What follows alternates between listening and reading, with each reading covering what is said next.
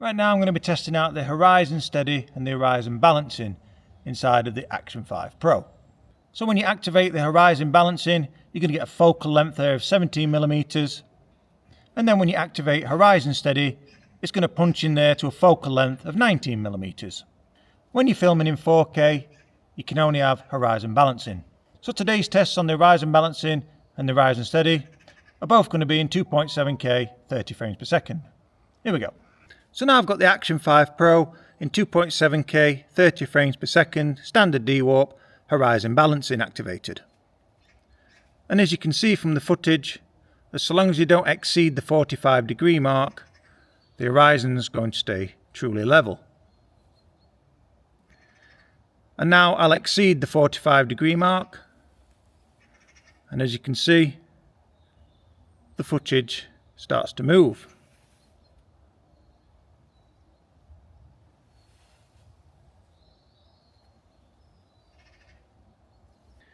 And now with the camera facing towards me, with the horizon balancing activated, as long as you don't exceed the 45-degree mark, the screen's going to stay level.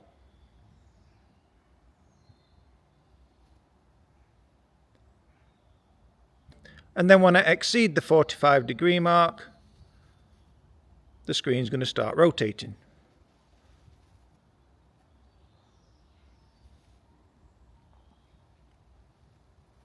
Now this is where the magic happens. I've now enabled horizon steady, again filming in the same resolution, but this time you'll be able to flip the camera all the way around 360 degrees and the horizon stays level. Now that absolutely blows my mind how that technology works. It's really clever. Again, you can get this camera upside down or to the side, or completely flip it 360 degrees, and you've got a true horizon level. That's just outstanding, isn't it? And now I've activated horizon steady, I'm going to rotate the camera all the way around, which is quite hard to do with the camera in one hand and the camera in the other, but I'm doing my best I can do here. And as you'll see from the footage, the horizon should be still level, which blows my mind every single time I do this.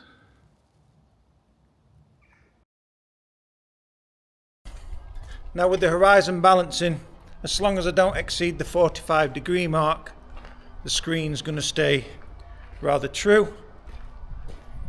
So I'll just show you that. I'm now going to go 90 degrees.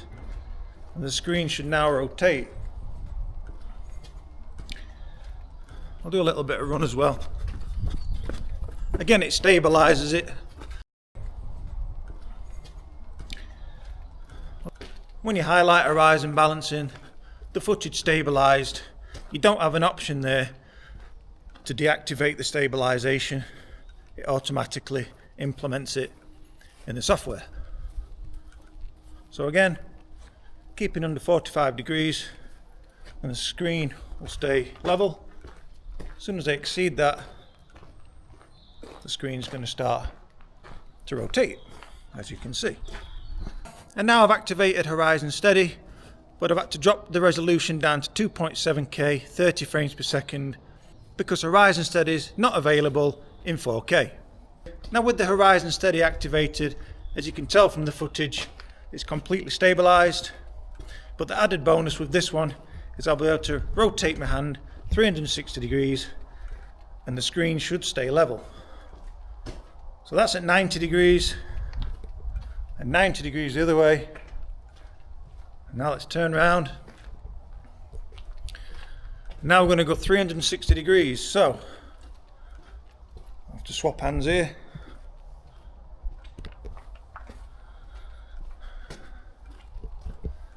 And that truly is amazing, isn't it? I'd love to know how that software really works. You can imagine this about 20 years ago, can't you?